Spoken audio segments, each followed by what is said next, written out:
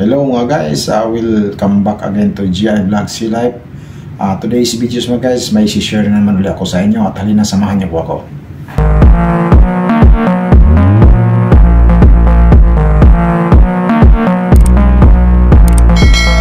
Tayo ngayon sa Port of Antwerp dito sa Belgium mga guys. Naka-anchorage muna tayo dahil after 2 days pa yung schedule namin mga guys sa pagdikit. So ayan mga guys, nagdagdag na kami ng angkla at ayan yung anchor ball mga guys, naka-raise na po yung anchor ball, no. So hindi pa nakakalam mga guys, pag naghulog na angkla, pag nahulog na, ayan pala yung kailangan erase yung anchor ball mga guys, no. Sign po yan sa daylight noon, naka-angkla yung isang barko. So abangan nyo mga guys videos mga guys, no. Ito yung tinatawag the never ending story on board mga guys, no. By the way mga guys, today pala is may fire and ships abandon drill tayo mga guys, no. And yan mga guys, koy muna kayo. And dito pala kami mga guys, ito yung master station namin at dito kami magagathering pag nakarinig ng general alarm, no, in real, no. At dala namin yung mga namin mga guys, yung immersion suit, yung kulay pula na yan na bag mga guys, immersion suit pala ang naman yan, at saka life jacket yung isa mga guys, no. So hintay lang tayo ng instruction mga guys at ayun nga mga guys, no. Maghintay lang kami ng instruction mga guys at ang unahin pala namin guys, no, is yung fire. So may scenario na fire at ito pala ito yung lifeboat namin mga guys, no. At the same time rescue boat ito mga guys, no. At ito pala mga guys is parehas lang naman yan doon sa kabila mga guys, pero kaso lang ang pagkaiba lang, mabilis yung debit niya mga guys, ano. At ayan. And yan para mga guys, so yung binasa ng kasama ko mga guys, yan para yung tinatawag na master list mga guys, no. Diyan nakalagay yung mga duties and responsibilities natin during emergency. So ayan mga guys, at kailangan i-familiarize mo pala yan at basahin mo para hindi ka kung saan magpunta during emergency mga guys. So yan yung lifeboat namin mga guys, at the same time yan po ay rescue boat. And dito mga guys, so may scenario tayo na fire on the garbage store dito sa forward part. At ayan mga guys, naglatag na kami ng mga hose na pang boundary cooling mga guys, no. At hinanda na ng mga ibang team mga guys, no. So ayan mga guys, at ready na po kami at boundary cooling po yan. And ito na nga guys, no, ito yung garbage store mga guys, no. Ito yung scenario na nasusunog ito sa loob mga guys, at yan yung i-extinguish namin mga guys, no. So kanya-kanya kaming position dyan mga guys, kung ano ang duties mo mga guys, no. Tayo ay belong tayo sa support squad mga guys. And dito mga guys, no, bumaba na yung firefighting natin mga guys, no. Taga-dik pala mga guys yung kasi yung sunog sa dik mga guys, no.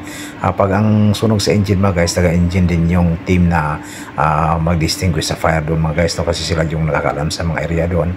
At ito mga guys, no, ang on-sense commander pag dito mga guys, no, is his chiefmate, at constant communication siya sa bridge kung ready na ba yung firefighter na papasok dyan sa loob ng garbage store, dahil yan yung may scenario na may sunog mga guys. At ayan mga guys, maya lang mga guys, papasok na yan sila guys, no. Naghihintay na ng instruction mga guys. At yung mga iba naman guys, busy din yan, may boundary cooling team. Kung yung iba mga guys, nagsasara ng mga clubs around accommodation, yung support unit mga guys, no. At ito na nga mga guys, maya lang papasok na yan sila. At para ma-extinguish na yung fire dyan sa loob ng garbage store mga guys. Ayan mga guys, inayos lang yung mga kagamitan. At ayan na nga mga guys, attack na yung firefighter natin mga guys, no. At yung isa dyan mga guys ay magbukas ng pinto sa garbage store mga guys.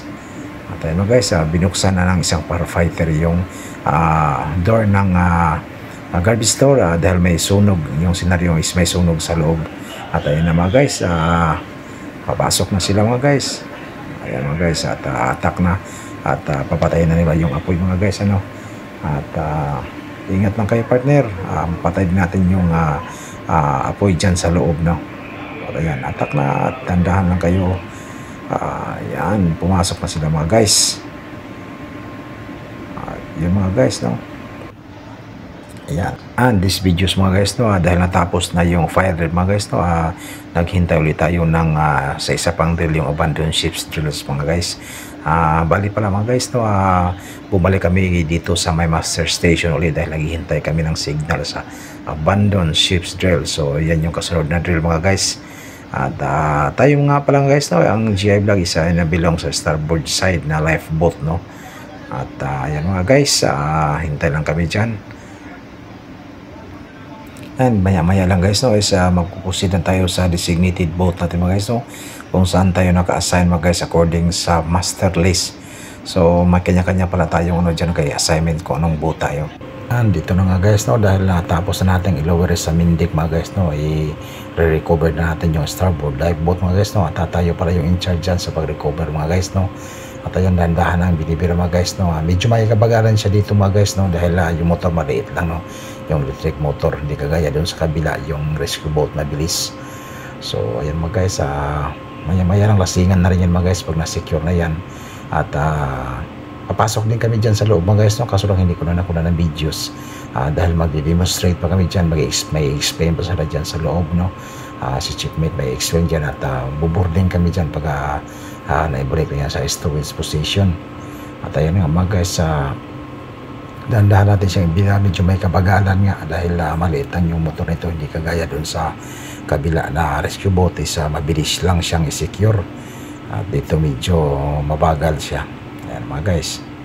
And dito naman guys, no, nilower nila yung port side lifeboat mga guys, no, yung rescue boat at the same time.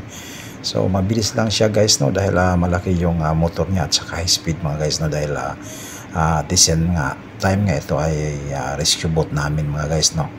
At ayan mga guys, at maya-maya lang mga guys, at re-recover niya mga guys, ibabalik nila sa storage position mga guys, no. At mabilis lang ibalik yan nila mga guys dahil high speed ang motor niya. At ito na kayo noon, start na nila na i-secure, binibira na po yan mga guys, at mabilis-bilis lang yan guys, kaya doon sa kabila. At yan mga guys, maya-maya din guys, ibabalik nila yan sa storage position. Yan pala yung port side lifeboat namin. And magdi-demonstrate din sila mga guys, may isa din na mag-discuss yung officers mga guys, no. Papasok din sila dyan pag na fully recover na yan at nalagyan na yan ng mga lashings mga guys. And ito mga guys, no, inaano na nila, na-secure na. And dito na mga guys, no, dahil natapos na yung drill namin mga guys, no, nag-maintenance naman tayo guys sa mga mooring line natin, no, yung mga sleeve no mga guys, no, dahil may mga tama na yan mga guys, i-repair natin mga guys, no, dahil doon sa last port mga guys, yung sa Hamburg is mataas yung high tide, low tide, kaya ano siya guys, medyo damage siya ng konti. So but anyway, i-repair naman natin yan mga guys, isa-isa, no. At ayan ang si Ibi at saka si US yung tumira mga guys, balitahiin lang yan mga guys dahil medyo may tama na siya. Lahat yan mga guys, checkin natin yan mga guys, no. At para hindi lalong lalala yung ano niya, yung punit niya, napunit kasi siya mga guys, kaya i-repair natin, no, para hindi siya layong lalala. At ayan nga mga guys, inayos namin. And dito naman mga guys, may napansin tayo na isang mooring winches, no, na yung isang yung lines, no, wala na sa position mga guys, no. At ayan ay baklasin natin mga guys at i-rearrange natin mga guys para ready for the next port.